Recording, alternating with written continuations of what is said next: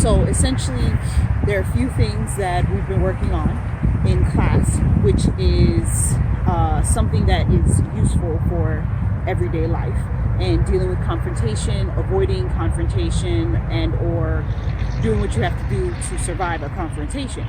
And one of the main things is called proxemics, which is basically 4 main parts. So you don't want to have your entire body just open and exposed when somebody's intimidating you and just like, yo man, what's up? Or yo woman, what's up? And they're like approaching you. Being this kind of a neutral, open, gives them all your vitals. So we get into a non-threatening yet defensive posture.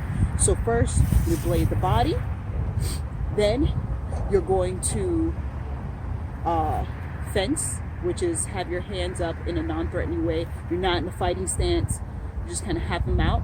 You're gonna have your foot loaded on your heel so you can spring forward, spring back. And you're also gonna zone out of their cone of threat. So a person's cone of threat is basically their 2 hands. So if I'm in a fighting posture, this is my cone. If I'm in a flat posture, this is my cone. So once you've bladed, you have your fence up, and you have your leg loaded, you also want to zone out of wherever their cone is, get to the outside. So that's something we're working on. I'm trying to have that also in my everyday life. And this right now with me talking, this is a fence essentially, because it's out here.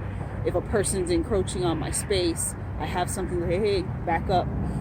So talking and just kind of standing, I'm not in a fighting stance. I'm just kind of in that posture where I'm at an angle, I'm loaded and ready to move, my hands are out, and I'm ready to go if something happened and a person was like, you know, they lunged and, you know, sucker punch, whatever it might be. I'm already here, my body's ready to react, but I'm not threatening where I'm ready to strike or do anything. Another thing we've been working on is the mechanics of just straight punches. So punch, drill out from the body, elbows retracting in that straight line, no elbows popping up for a punch or anything like that. It's just drilling out from the body, nice and simple. On the rear, the front leg's planted. That pivot can happen for power as needed. And as you can see, my elbows are coming straight back in on that line.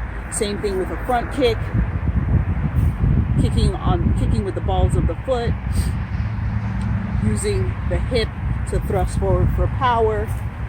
It can go into a step as well, whatever it might be. We're also dealing with how to avoid being hit. So there's parries, obviously ducking the punch, slipping the punch, sidestepping or pivot stepping, depending on what punch and how you're going to deal with it. Blocking, not so much, because if you misjudge a block or the person's more powerful, they can still get through you, leaving yourself open.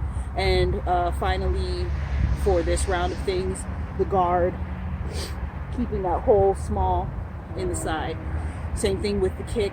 So that same thrust forward kick, there's the parry.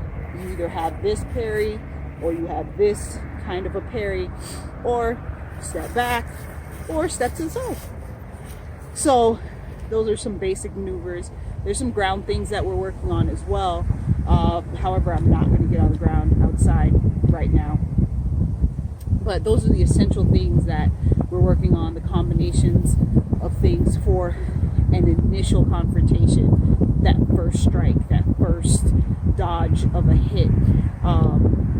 And then we're going to expand on that. We've been working on it, but right now, you know, that's kind of the main focus that we've been doing, getting into those basic foundations to make sure it's super solid for our sparring. So just to mention some of the things for the ground, which you've seen a little bit of mobility on the ground in another video, is butt scoots, shoulder walking, things of that nature, that I'll totally make sure I do videos for those. And for each of these, I'm also going to break down what these things are, because I've found that in my sparring, really understanding these things has made a huge difference. Also, final thing is having that there's a bubble between two people. You feel it when someone's encroaching on your space, and you like subconsciously or consciously recognize that they are close enough to strike you. And so that's critical distance in which 100% of the time that strike is going to hit you. And knowing and recognizing that, a lot of times people are just kind of like paralyzed in fear. When someone's coming into their space, like society says, do I hit them? Am I not supposed to hit them? What's happening right now? And they get close enough to where that sucker punch can happen, the shove, whatever it might be, grab, hold, whatever it is. So having that awareness to where you are like, okay, you're too close, is super important. And if you need to, and they get too close, being able to step in, even if you're not going to hit first, but being able to just like, oh wait, let me back that person up, or stuff a strike. Someone goes to swing like that deep sucker punch kind of, and you boom, hit that shoulder and just kind of, hey, stop that. Not something I'm saying to try at all, but I'm just saying there are things that you can do once you recognize where that bubble of critical distance is, to where they can hit you all the time, once they're in that. And so yeah, it's a lot of foundational stuff that we're working on right now that's really important, super helpful. My teacher's doing a great job of breaking that down, and so hopefully I'm going to be able to break that down for you guys, because this will help me to be better at what we're doing. So again, take that time, practice those things in context. If you have a partner, it helps a lot. Like last night, we had a class where the two of the guys, they're newer, they weren't really understanding when one person had to be the aggressor and the other person had to have that kind of, whoa, calm down, it's okay, we'll talk about this kind of a feel to it. And so basically I put it in perspective, and I said, okay, you were just in a car accident.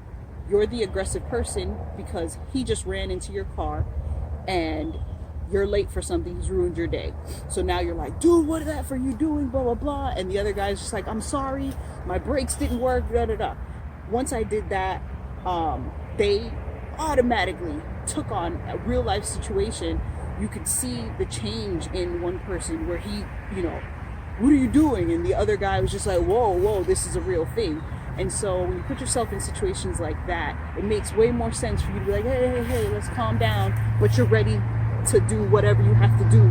You're ready for it. Versus if you just kind of think of it in an isolated training situation where you're just like, why this makes no sense to stand here like this, who talks like this, who does this doesn't make sense.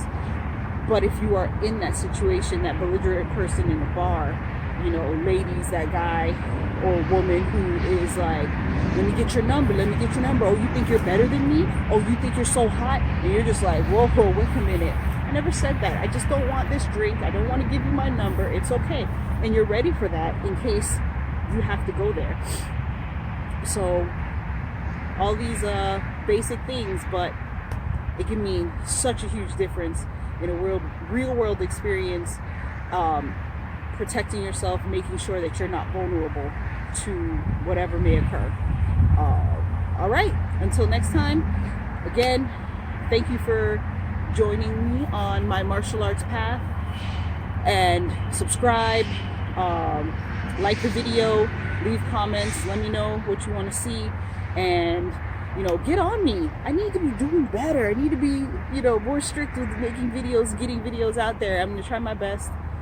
I got you. We're going on this path together, and let's do this. All right, until next time.